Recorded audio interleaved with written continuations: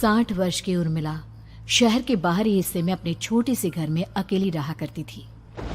एक रात शहर में बहुत जोर का तूफान आया। जोर जोर से हवाएं और आंधी तूफान के साथ तेज बारिश होने लगी।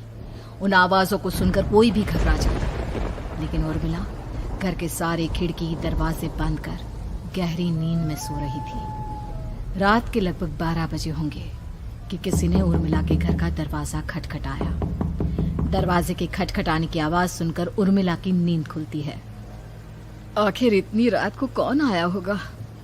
उर्मिला जाकर दरवाजा खोलती है तो सामने लगभग 26 साल की बेहद सुंदर लड़की को खड़ा देख हैरान रह जाती है। कौन हो बेटा, और इतनी रात को इतने भयंकर तूफान में कहाँ भटक रही हो? चाची, आपने मुझे पहचाना नहीं? मैं आपकी दूर की रिश्तेदार शालिनी। अरे हाँ, बचपन में तुझे देखा था। इतनी जवान हो गई है, कैसे पहचान में आती। लेकिन तू यहाँ क्या कर रही है, और वो भी ऐसी अंधेरी तूफान भरी रात में? उर्मिला की बात सुनते ही शालिनी की आंखों से आंसू बहने लगे। वो फूट फूट कर रोने लगी। ये देखकर उर्मिला को कुछ समझ में नहीं आया और उसने शालिनी का हाथ पकड़कर घर के अंदर आने के लिए कहा। जैसे ही शालिनी घर के अंदर रोशनी में आई, उर्मिला की नजर उसके पेट की तरफ गई, जिसे देखकर ये साफ पता चल रहा था कि वो प्रेग्नेंट है। अरे, तू तो पेट से है। ऐसी हालत में इतने भयंकर तूफान में आधी रात को बाहर भटक रही है। आखिर बात क्या है बेटा, मुझे सब कुछ साफ साफ बता। क्या बताऊं चाची, ये सब जिसकी वजह से हुआ है उसके बारे में बताने में भी मुझे शर्म आती है। मैंने घर वालों की मर्जी के खिलाफ जाकर एक लड़के से शादी कर ली थी, पर वो शादी के 1 महीने बाद ही मुझे छोड़कर चला गया। छोड़कर चला गया का क्या मतलब? क्या उसके साथ कोई हादसा हो गया? नहीं, उसे कोई दूसरी लड़की पसंद आ गई और मेरी प्रेगनेंसी की खबर सुनते ही उसने मुझे बेसहारा छोड़ दिया। उसके बाद मैं अपने घर गई, लेकिन माँ पापा ने मुझे घर में कदम तक नहीं रखने दिया। तभी मुझे आपकी याद आई। कोई बात नहीं, कोई बात नहीं, तुमने यहाँ आकर अच्छा ही किया। एक काम करो, तुम आराम करो। वैसे भी ऐसी हालत में इतना घूमना फिरना और इस तरह आधी रात को बाहर भटकना ठीक नहीं होता। प्रेग्नेंट औरत को आधी रात को घर से बाहर नहीं निकलना चाहिए। बुरी आत्माएं उस पर अपना असर दिखा सकती है। और इतना कहकर उर्मिला ने शालिनी को एक दूसरे कमरे में जाकर आराम करने के लिए कहा। लेकिन जैसे ही शालिनी अपने कमरे में जाने लगी, अचानक से उर्मिला ने उसे रोक लिया। एक बात बताओ बेटा, तुम्हारा कौन सा महीना चल रहा है? पेट देखकर तो लगता है कि लगभग 6 महीने पूरे हो गए होंगे। उर्मिला की बात सुनकर शालिनी के होठों पर मुस्कुराहट आ गई। चाची जी, अभी सिर्फ 1 ही महीना हुआ है। शालिनी की बात सुन उर्मिला दंग रह गई। उसे समझ में नहीं आ रहा था कि प्रेगनेंसी के पहले ही महीने में शालिनी की हालत ऐसी क्यों थी। लेकिन फिर उसने बात को नजरअंदाज कर शालिनी को आराम करने के लिए कहा और खुद भी कमरे में जाकर सो गई। अभी कुछ ही घंटे बीते थे कि अचानक से एक बच्चे के बड़े ही अजीबोगरीब बेढंगे तरीके से रोने की आवाजें उर्मिला के घर में गूंजने लगी। उन आवाजों को सुनकर उर्मिला की नींद फिर से खुलती है। ये अचानक बच्चे के रोने की आवाज कहां से आने लगी? उसने उठकर चारों तरफ देखा, पर वहां उसे कोई नजर नहीं आया। उर्मिला घबराते हुए शालिनी के कमरे में गई तो वहां उसे कमरे की दीवार पर एक बेहद खौफनाक साया नजर आया, जिसे देखकर उर्मिला बुरी तरह से घबरा गई। आखिर ये सब क्या हो रहा है? शालिनी, शालिनी उठो! उसने जोर जोर से आवाज देकर शालिनी को जगाने की कोशिश की, लेकिन ऐसा लग रहा था जैसे उसकी आवाज शालिनी तक पहुंच ही नहीं रही थी। कमरे की दीवार पर एक बहुत बड़ा और बेहद डरावने दिखने वाले इंसान का साया और एक बच्चे के अजीबोगरीब ढंग से रोने और चीखने की आवाजें अब उर्मिला को ज्यादा डराने लगी थी। उर्मिला को शालिनी की चिंता सताने लगी और उसने पूरी ताकत के साथ चीखकर शालिनी को आवाज लगाई, शालिनी! तभी अचानक सब कुछ एकदम पहले जैसा हो जाता है और उर्मिला की आवाज सुनकर शालिनी की नींद खुलती है। क्या हुआ चाची, आप इतनी तेज क्यों चिल्ला रही हैं? अब ठीक तो है ना? अभी अभी मैंने तुम्हारे कमरे में कुछ अजीब सा देखा। तुम ठीक हो ना शालिनी? मुझे यहाँ एक बच्चे के रोने की आवाज़ें आ रही थी। लगता है आपको मेरी कुछ ज़्यादा ही चिंता हो गई है। आपने मेरी प्रेगनेंसी के बारे में कुछ ज़्यादा ही सोच लिया होगा। मैं एकदम ठीक हूँ, आप आराम से सो जाइए। इतना कहकर शालिनी ने उर्मिला को फिर से अपने कमरे में जाने के लिए कहा और खुद भी जाकर सो गई। पर अब उर्मिला की आंखों से नींद गायब हो चुकी थी। अगली सुबह जब शालिनी उठी तो वो सीधा उर्मिला के पास आई। गुड मॉर्निंग चाची। तभी अचानक उर्मिला की नजर शालिनी के पेट पर पड़ती है, जिस पर नीले रंग से एक अजीब सी आकृति नजर आ रही थी। शालिनी, ये तुम्हारे पेट को क्या हुआ? मैंने इतनी औरतों को देखा है, ऐसा तो किसी के साथ नहीं होता। शालिनी ने जैसे ही अपने पेट की तरफ देखा तो उसे वहां कुछ भी नजर नहीं आया। चाची कुछ भी तो नहीं है, सब कुछ एकदम नॉर्मल है। आपको क्या अजीब लग रहा है? इससे पहले कि उर्मिला उसके सवाल का कोई जवाब देती, अचानक से शालिनी के पेट में जोर जोर से दर्द होने लगा। वो बुरी तरह दर्द से तड़पने लगी। चाची, चाची। ये सब देखकर उर्मिला बहुत घबरा गई। उसने धीरे धीरे शालिनी के पेट को सहलाना शुरू किया, लेकिन शालिनी का दर्द कम नहीं हुआ। उर्मिला जाकर रसोई से पानी का गिलास लेकर आई और शालिनी को पानी पिलाने की कोशिश करने लगी। ले बेटा, पानी पी ले, तुझे आराम मिलेगा। ले ले। नहीं चाची, मुझे बहुत तेज दर्द हो रहा है। अरे थोड़ा पी ले बेटा। जैसे ही उर्मिला ने शालिनी को पानी पिलाया, उसने देखा कि गिलास में बचा पानी का रंग नीला पड़ गया और शालिनी की आंखें अजीब हो गई। उसके पेट पर बच्चे का एक डरावना चेहरा नजर आने लगा। ये सब देखकर उर्मिला की डर से हालत खराब होने लगी, पर तभी शालिनी का दर्द ठीक हो गया। बेटी, अभी तुम्हारा दर्द ठीक है तो ऐसा करो, तुम थोड़ी देर आराम कर लो। शालिनी को आराम करने के लिए कहकर उर्मिला तेज कदमों से चलकर घर से बाहर निकल जाती है और पास ही रहने वाली एक औरत कालिंदी के पास पहुंचती है। अरे उर्मिला बहन, बड़े दिनों बाद दिखाई दी, क्या हुआ? बहुत घबराई हुई सी लग रही हो, सब ठीक तो है ना? क्या बताओ कालिंदी बहन, मेरी एक दूर की रिश्तेदार आई हुई है। वो पेट से है और उसके साथ ना अजीब अजीब चीजें हो रही है। अब उर्मिला सारी बात कालिंदी को बताती है, जिसे सुनने के बाद काले जादू और तंत्र विद्या की माहिर कालिंदी एक ताबीज बनाकर उसे देती है। बहन, मुझे शालिनी पर किसी बुरी आत्मा का साया लगता है। ये ताबीज ले जाओ, आज रात को 12 बजे उसे पहना देना, फिर सब ठीक हो जाएगा।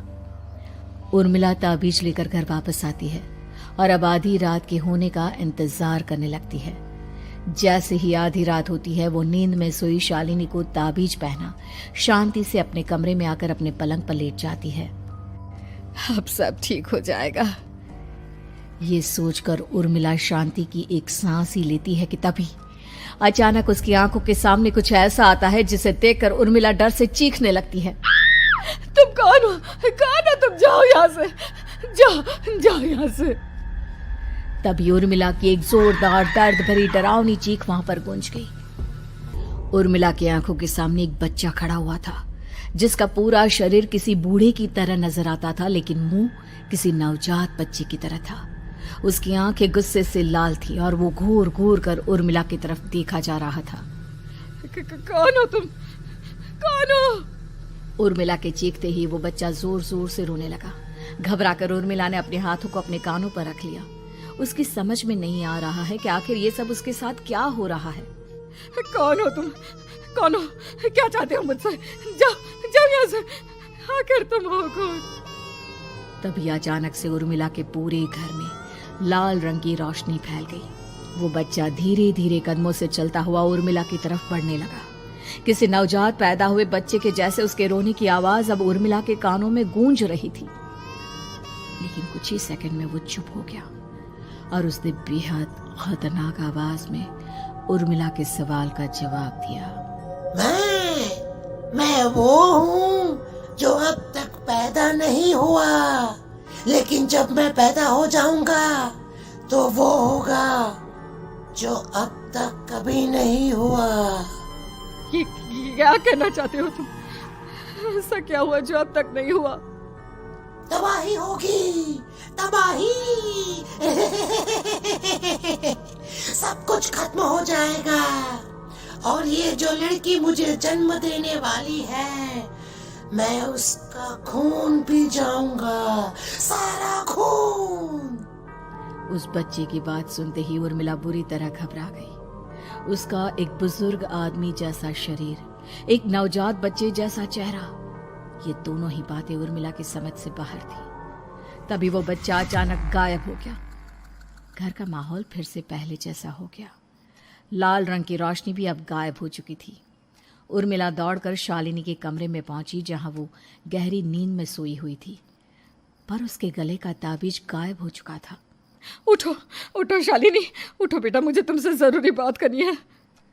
अरे चाची क्या हुआ? इतनी रात को आप परेशान क्यों कर रही हैं? सब ठीक है ना? अभी जब तुम सो रही थी ना, तो मैंने तुम्हारे गले में एक ताबीज पहनाया था। कहाँ गया बेटा, बताओ मुझे। शालिनी ने चारों तरफ अपनी नजरें घुमाकर देखा, लेकिन वहां पर कोई ताबीज नहीं था। वह हैरानी से उर्मिला के चेहरे की तरफ देखने लगी। उसे समझ में नहीं आ रहा था कि आखिर उर्मिला किस ताबीज के बारे में बात कर रही थी। नहीं चाची, यहाँ कोई ताबीज नहीं है। लगता है आपने कोई बुरा सपना देखा है। मैंने कोई बुरा सपना नहीं देखा। खैर छोड़ो, तुम अब सो जाओ, कल सुबह बात करते हैं। डर और घबराहट की वजह से उर्मिला की आंखों से नींद तो जैसे बिल्कुल गायब हो गई थी। अगली सुबह उर्मिला बिना कोई देर किए गांव के बाहर एक छोटी सी झोपड़ी में रहने वाले बूढ़े पंडित के पास पहुंची। पंडित जी, मेरी मदद कीजिए। अरे आओ आओ उर्मिला, क्या हुआ? सब ठीक तो है ना? क्या बताओ पंडित जी, बहुत बड़ी मुसीबत है। मेरी दूर की एक रिश्तेदार लड़की पेट से है और उसके साथ बहुत डरावनी चीजें हो रही है। कल रात को तो एक अजीब सा दिखने वाला बच्चा मेरी आंखों के सामने आकर खड़ा हो गया था। ये तुम क्या कह रही हो? मुझे साफ साफ बताओ कि आखिर तुमने क्या देखा? उर्मिला ने अपने साथ हुई बीती रात की पूरी घटना पंडित जी को बताई, जिसे सुन पंडित जी के माथे पर चिंता की लकीरें उभर आई।